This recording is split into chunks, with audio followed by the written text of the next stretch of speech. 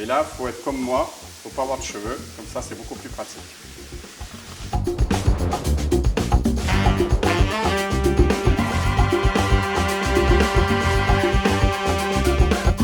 Bonjour les Garaniens, aujourd'hui tiramisu, pain d'épices à l'orange et ananas flambé au rhum au top. Donc là, on va prendre une orange, du sucre et de l'eau. Voilà. L'orange, donc je l'ai lavée. Alors j'aime bien, même si je sais qu'elles sont bio, j'aime bien les laver donc avec soit une paille de fer, soit le petit truc vert là, de l'éponge, pour bien enlever tout ce qui est un petit peu fort dans l'orange. Je coupe des petits morceaux. Le but, c'est de faire un sirop avec donc le goût de l'orange, le jus, et ce sirop, après, on va s'en servir pour imbiber les pains d'épices. Donc là, on va mettre ça donc, dans la casserole. On met tout simplement le sucre et tout simplement l'eau. Et donc là, on va donner une bonne ébullition. Le but, c'est vraiment de cuire l'orange dans le jus. Et après, donc, on pressera bien ces oranges pour récupérer le jus.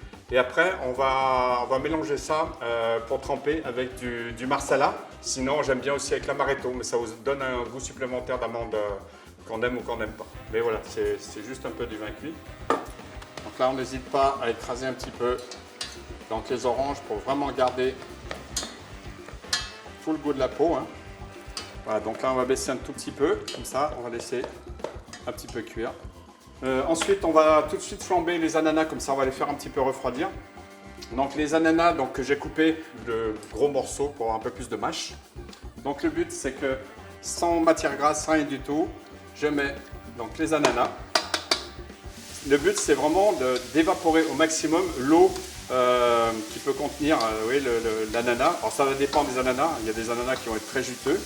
Voilà. Mais dès que vous voyez que il n'y a plus d'eau, donc ça peut être très rapide, encore une fois ça dépend de l'ananas que vous avez. Donc là on va baisser un tout petit peu et on va préparer le rhum. Le rhum, voilà, je le mets, donc là on va être généreux, hein, c'est vraiment, voilà. Je le mets à chauffer. Je le mets à chauffer, dès que ça va bouillir, je le flambe et je le verse dans les ananas. Et là, ça va vraiment flamber avec les ananas, ça va perdre tout l'alcool pratiquement. Et comme ça, vous aurez vraiment le côté kéké flambé. Ah oui, donc là, le sirop, il commence déjà à prendre bien le goût de l'orange parce que oui, la couleur est bien rouge. Enfin. Donc là, quand vous faites ça, pensez la priorité d'arrêter la hotte, d'accord? Sauf si vous voulez rechanger votre cuisine. Voilà. Ouais, donc là, ça a pris feu. C'est là où la haute prend feu aussi. Voilà. Et là, il faut être comme moi, il ne faut pas avoir de cheveux, comme ça c'est beaucoup plus pratique.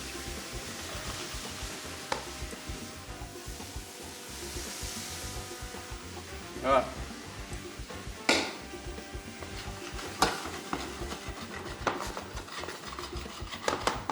Voilà, et quand ça a flambé, il n'y a plus d'alcool, donc c'est nickel. Donc là, on va les faire refroidir un tout petit peu.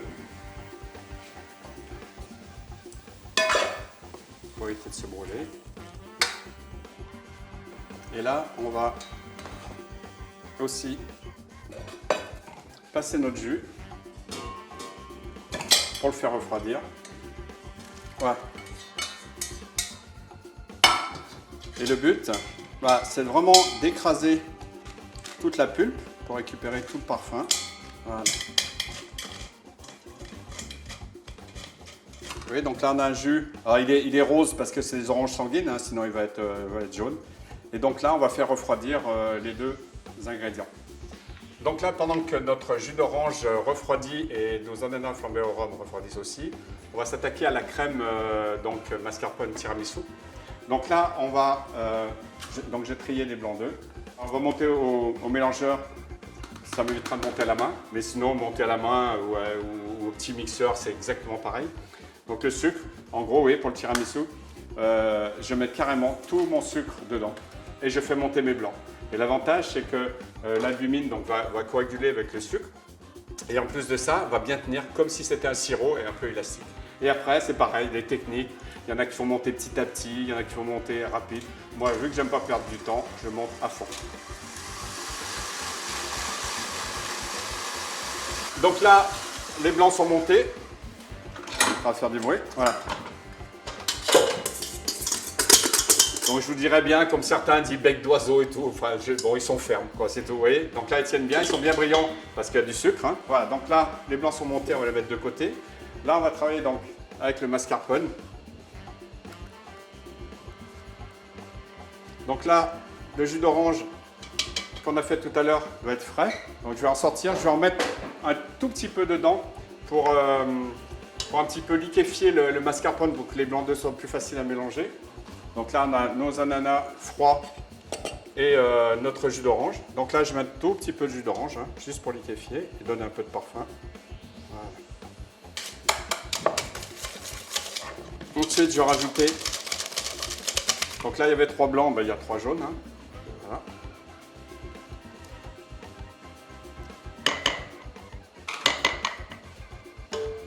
Je vais remuer. Et on a une texture donc très lisse. Et ensuite, on va rajouter petit à petit les blancs. Donc là, j'ai mélangé au fouet dans un premier temps.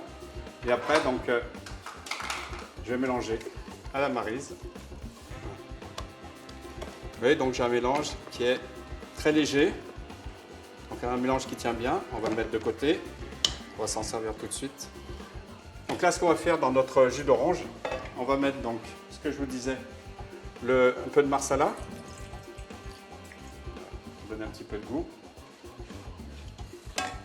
Et là, on va prendre ces morceaux de pain d'épices. J'enlève la croûte. J'ai des poules, donc elles aiment bien ça. Hop. Et après, tout va dépendre. Si je fais un tiramisu en plaque, je vais le garder en entier. Si je fais un tiramisu en verrine, je coupe des petits bouts comme ça. Donc une fois qu'on a fait comme ça, hop, on verse dans notre petit jus.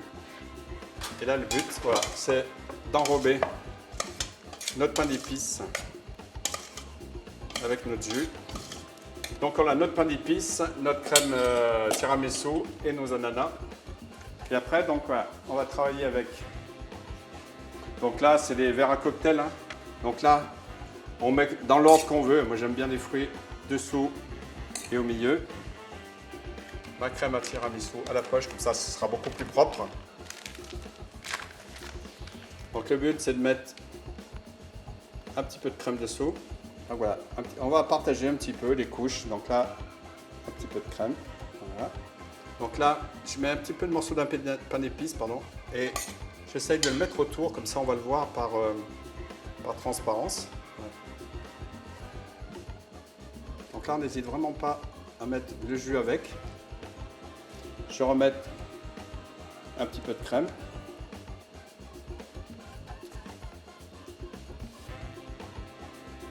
Je vais remettre des ananas. Et après, donc, on va finir par une petite déco ou pas. Hein. Ouais. Donc après,